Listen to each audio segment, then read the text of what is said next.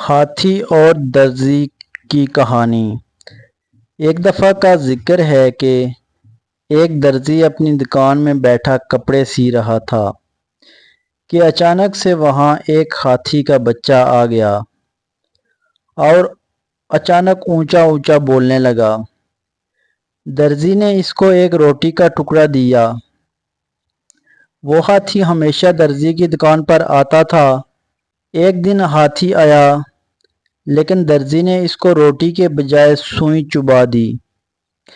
ہاتھی بھاگ گیا۔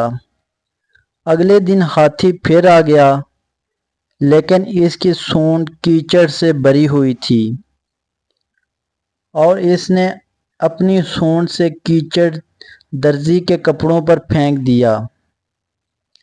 درزی کے سارے کپڑے خراب ہو گئے۔ درزی سر پکڑ کر رونے لگ گیا۔ اس کہانی سے ہمیں سبق ملتا ہے کہ جیسا کرو گے ویسا بھرو گے۔ دوستو، کیسی لگی آپ کو آج کی ہماری ویڈیو؟ اگر اچھی لگی ہے تو ویڈیو کو ایک لائک کر دیجئے، چینل کو سبسکرائب کر دیجئے گا۔ پھر ملتے ہیں نیکسٹ ویڈیو میں، تب تک کے لیے اللہ حافظ۔ السلام علیکم ورحمۃ اللہ وبرکاتہ۔